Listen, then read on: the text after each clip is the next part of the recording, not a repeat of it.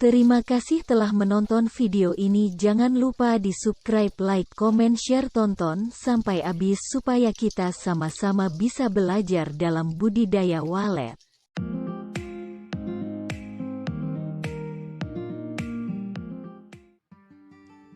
Pada dasarnya, setiap petani perlu memahami siklus perkembangan burung walet sebagai bekal pengetahuan dasar dalam bidang budidaya walet. Pengetahuan yang baik tentang siklus burung walet akan memberikan petani pemahaman mengenai kapan waktu yang tepat untuk melakukan panen atau tidak melakukan panen. Karena siklus hidup burung walet merupakan acuan bagi petani dalam memperhatikan masa panen yang berdampak secara langsung pada kelestarian populasi. Masih banyak petani yang hanya memanen sarang walet tanpa memperhatikan siklus yang terjadi, sehingga seringkali perkembangan populasi menjadi terhambat dan mengakibatkan koloni pergi meninggalkan RBW akibat pola panen yang dilakukan kurang tepat. Tidak jarang, ambisius petani yang ingin cepat meraup untung dari hasil penjualan sarang walet membuat petani untuk segera memanen sarang, bahkan dengan cara dirampas tanpa memperhatikan kelestarian yang berkelanjutan. Celakanya, jika dilakukan terus-menerus, pola panen yang tidak teratur akan menyebabkan populasi di dalam sebuah RBW menjadi stagnan bahkan menurun. Seringkali panen yang dilakukan hanya dengan melihat ukuran sarang atau terpaku dengan jadwal panen setiap 1 bulan sekali, sehingga kebanyakan dari kita tidak memperhatikan bahkan justru mengabaikan faktor siklus perkembangan sarang burung walet, yaitu mengenai apakah sarang tersebut sudah digunakan untuk menetaskan telur atau belum. Karena itu, pemahaman dasar mengenai siklus perkembangbiakan burung walet sangat perlu untuk dipahami. Pada dasarnya, burung walet hidup di daerah yang beriklim tropis. Itulah kenapa habitat burung walet hanya dapat ditemui di negara-negara yang berada di kawasan Asia Tenggara dengan curah hujan tinggi, seperti Vietnam, Thailand, Malaysia, Kamboja, Laos, bahkan Indonesia. Sependek pengetahuan saya, hanya ada 2 musim, yaitu musim hujan dan musim kemarau. Tidak ada istilah musim respon atau musim cuek bagi burung walet.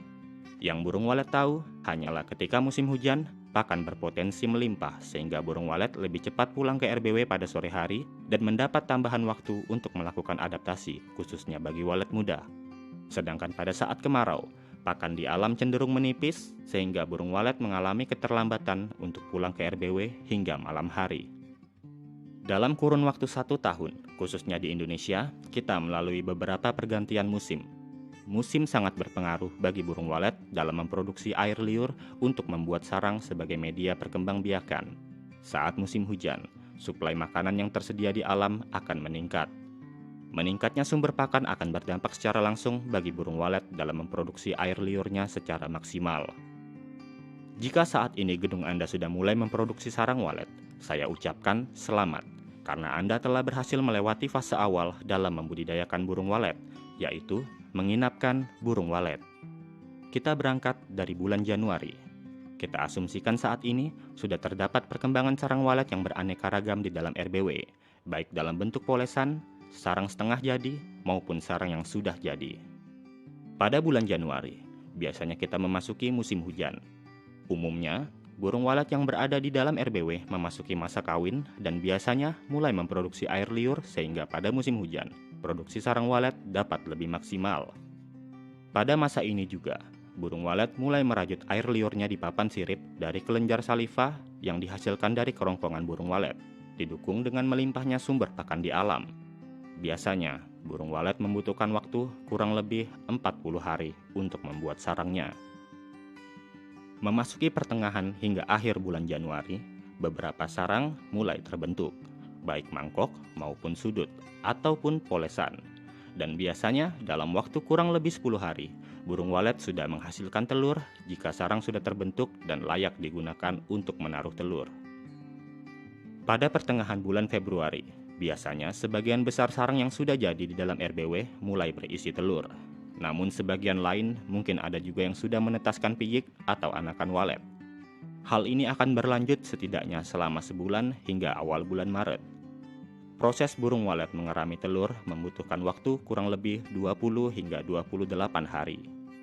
Pada masa ini, kita tidak diperkenankan untuk mengambil sarang karena akan mengganggu telur walet yang akan dierami oleh indukan, kecuali Anda berniat untuk melakukan panen rampasan. Memasuki awal bulan Maret, hampir sebagian besar sarang walet telah berisi anakan atau piyik. Umumnya, piyik walet membutuhkan waktu 40 hingga 50 hari atau kurang lebih 2 bulan agar bisa terbang. Itu berarti burung walet sudah bisa terbang sekitar akhir bulan Mei atau awal bulan Juni, tergantung faktor pendukung seperti kecukupan pakan dan kematangan fisik anakan walet itu sendiri. Karena itu, dalam rentang bulan April dan bulan Mei, kita sudah bisa melakukan panen seleksi untuk melihat sarang yang sudah ditinggali oleh anakan.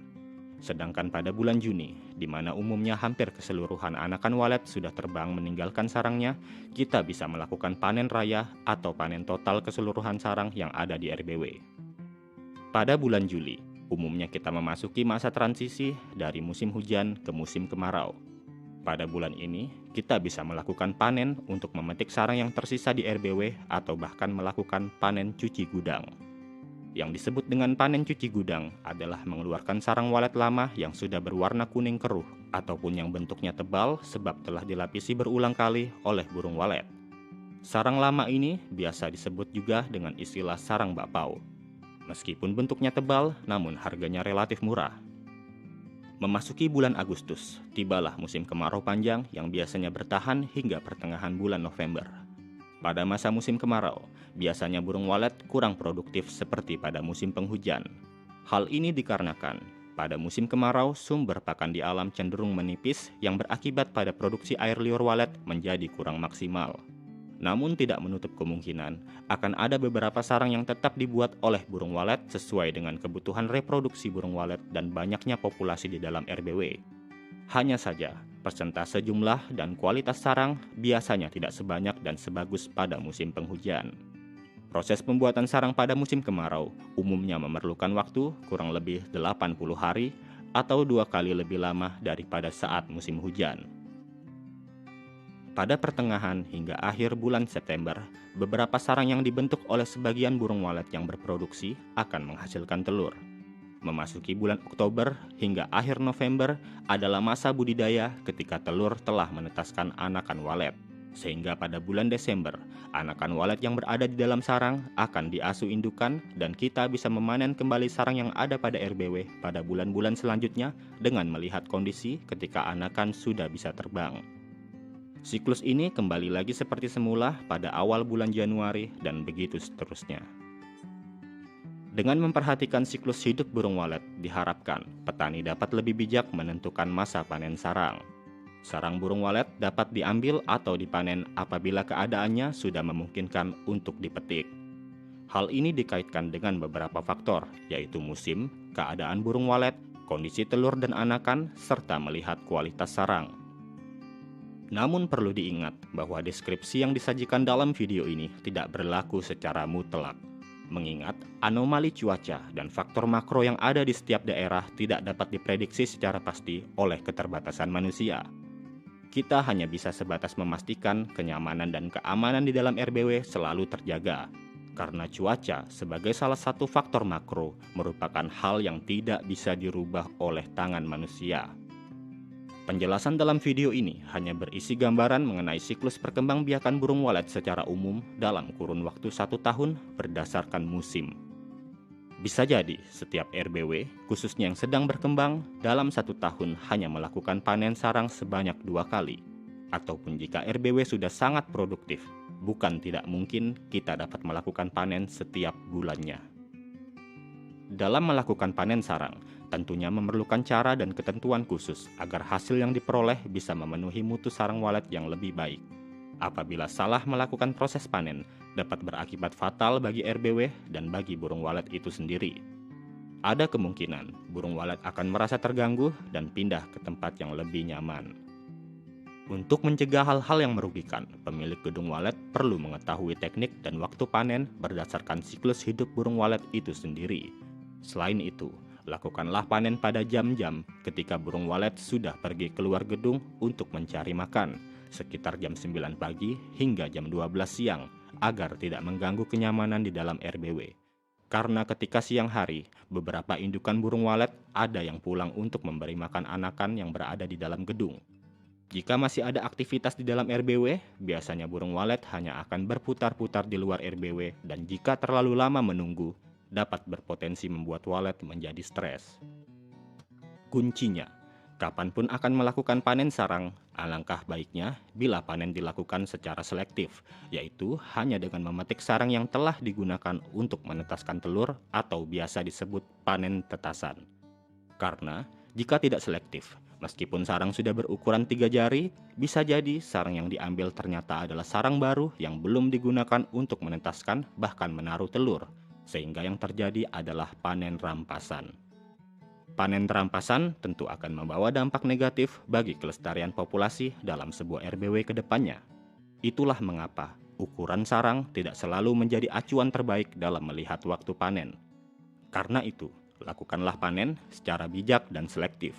Bila perlu, gunakan kaca untuk memastikan kondisi di dalam sarang apakah sudah digunakan untuk menetaskan telur atau belum, agar populasi dan kenyamanan bagi perkembangan burung walet di dalam RBW tetap terjaga.